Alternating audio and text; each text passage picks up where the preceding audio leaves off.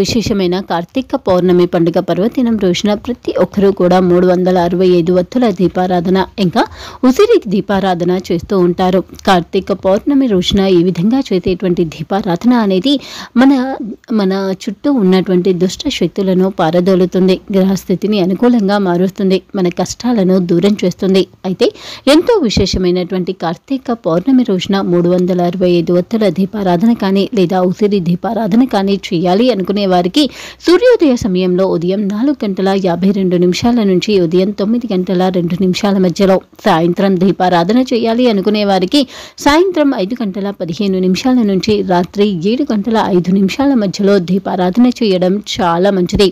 ఉసిరికాయ దీపారాధన చేయాలి అనుకునేవారు ముందుగా ఉసిరికాయను శుభ్రమైనటువంటి నీటిలో కడగాలి. ఆ తర్వాత ఉసిరికాయ పైన కొంచెం ఒక వత్తి పట్టే విధంగా ఏకవత్తి పట్టే విధంగా కొద్దిగా ఉసిరికాయను తీసివేసి ఆ తర్వాత ఉసిరికాయలో ఆవు నెయ్యిలో ముంచినటువంటి ఏకవత్తిని ఉంచి దీపారాధన చేయాలి. అయితే ఉసిరికాయకు గంధం కుంకుమ బొట్టును పెట్టాలి. ఆవు నెయ్యితో దీపారాధన చేయాలి. అది కూడా సాయంత్రం సమయంలో దీపారాధన చేయడం చాలా మంచిది.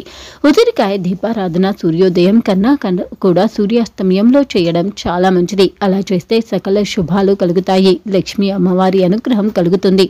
ఉసిరికాయ అంటే లక్ష్మీ అమ్మవారికి ఎంతో ప్రీతి. ఉసిరి చెట్టు కింద చేసేటువంటి భోజనం కూడా కార్తీక మాసంలో విశేషమైన ఫలితాన్ని ఇస్తుంది. అలాగే ఉసిరి చెట్టు చుట్టూ చేసేటువంటి ప్రదక్షిణ సర్వభూమ్ మండలం చుట్టూ ప్రదక్షిణ చేసిన దానితో సమానమవుతుంది. కార్తీక మాసంలో ఉసిరి చెట్టులో శ్రీ మహావిష్ణువు లక్ష్మీ అమ్మవారు కొలువై ఉంటారు. ఉసిరికాయ దీపారాధన లక్ష్మీ అమ్మవారికి ఎంతో ప్రీతి. అందుకే ఇంతకు ముందు చెప్పిన విధంగా ఉసిరికాయ దీపారాధనను శివాలయంలో ధ్వజస్తంభం దగ్గర కానీ, ఉసిరి చెట్టు కింద కానీ లేదా ఇంటిలో తులసి మొక్క దగ్గర కానీ వెలిగించవచ్చు.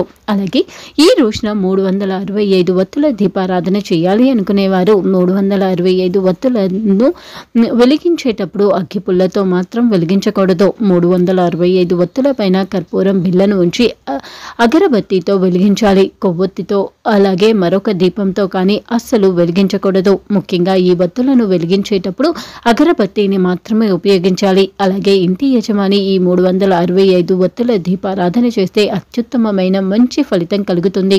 అలాగే 365 వత్తులు వెలిగించిన తర్వాత దీపానికి అక్షింతలు వేసి దామోదర ఆవాహయామి అనే మంత్రం కానీ లేదా త్రయంబకం ఆవాహయామి అనే మంత్రం కానీ చదవాలి.